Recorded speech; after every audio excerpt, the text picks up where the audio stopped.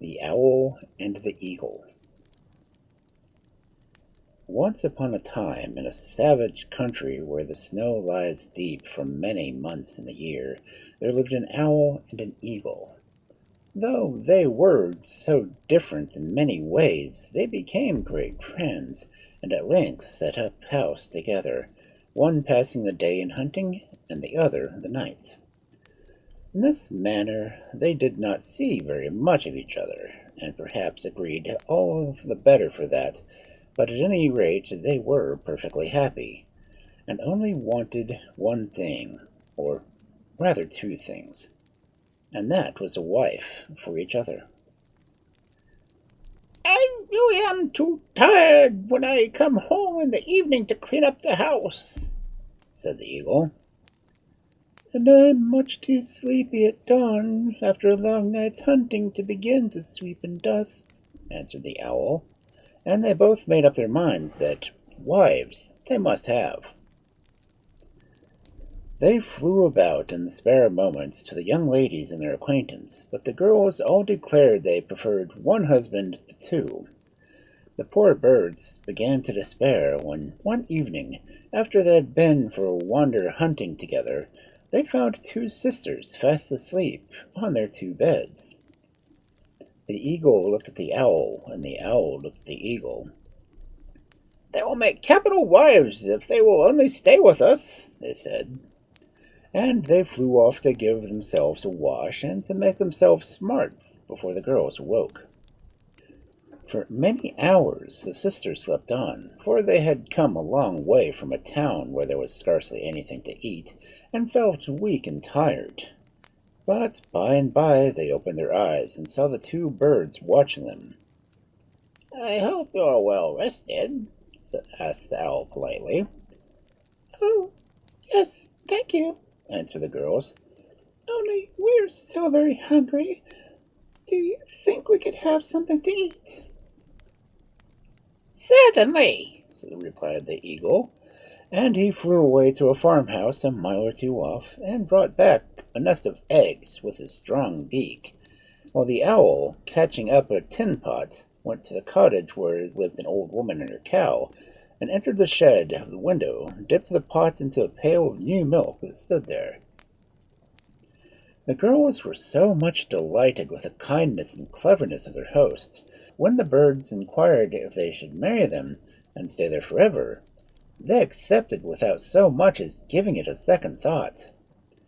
So the eagle took the younger sister to wife, and the owl the older, and never was a home more peaceful than theirs.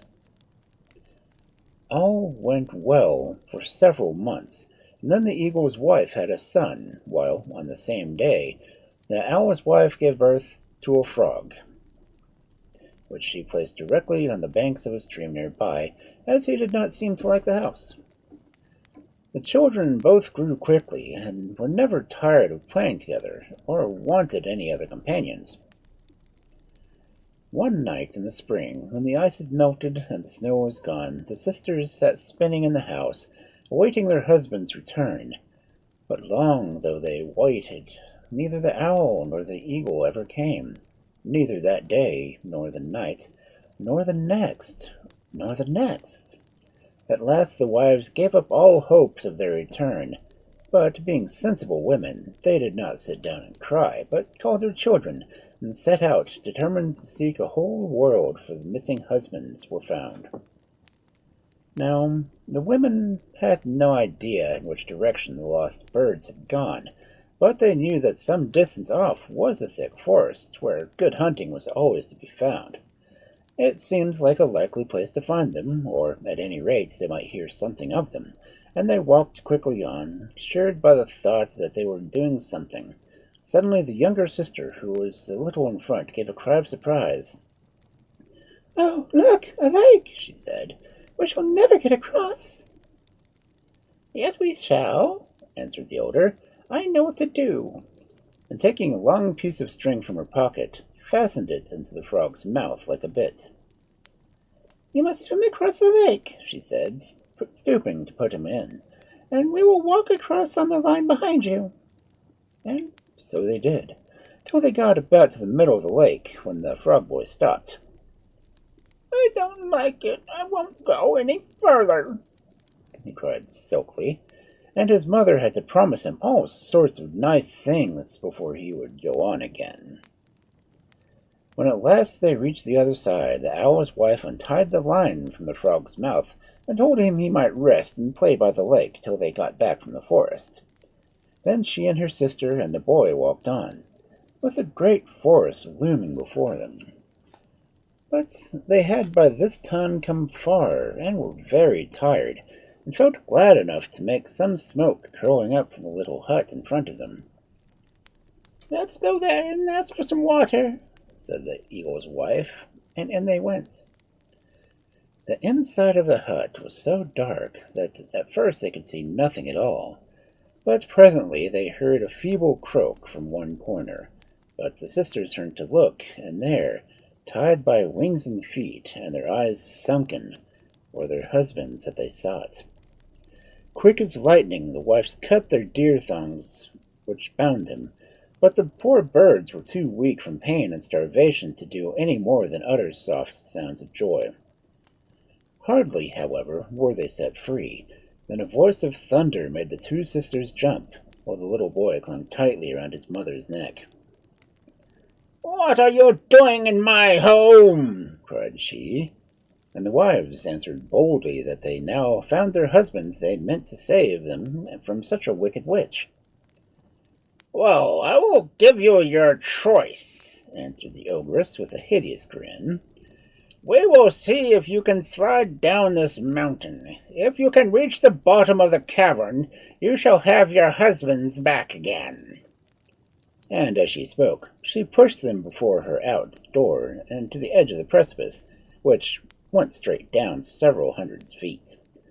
Unseen by the witch, the frog's mother fastened one end of the magic line about her, and whispered to the little boy to hold fast to the other. She had scarcely done so when the witch turned around. "You don't seem to like your bargain," she said, but the girl answered, "Oh, yes, I'm quite ready. I was only waiting for you." And sitting down, she began to slide. On and on she went, down to such depth that even the witch's eyes could not follow her.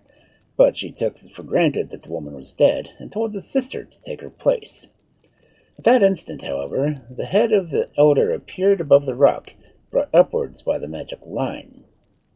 The witch gave a howl of disgust and hid her face in her hands, thus giving the younger sister time to fasten the cord to her waist before the ogress looked up. "You can't expect such luck twice," she said, and the girl sat down and slid over the edge. In a few minutes she, too, was back again, and the witch saw that she had failed, and feared lest her power was going. Trembling with rage though she was, she dared not show it, and only laughed hideously.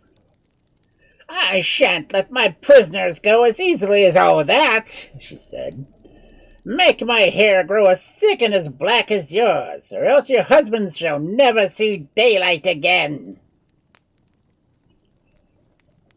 "That is quite simple," replied the older sister. "You only must do as we did, and perhaps you won't like the treatment." "If you can bear it, of course I can," answered the witch. So the girls told her that they had smeared their head with pitch, then laid on hot stones upon them.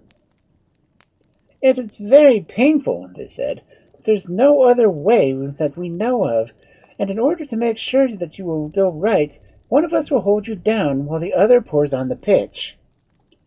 And so they did, and the older sister let her down her hair till it hung over the witch's eyes, so that she believed it was her own hair growing, and then the other brought a huge stone, and in short, that was the end of the witch.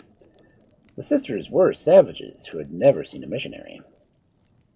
So when the sisters saw that she was dead, they went to the hut, and nursed their husbands till they grew strong. Then they picked up the frog, and all went to make another home on the other side of the great lake.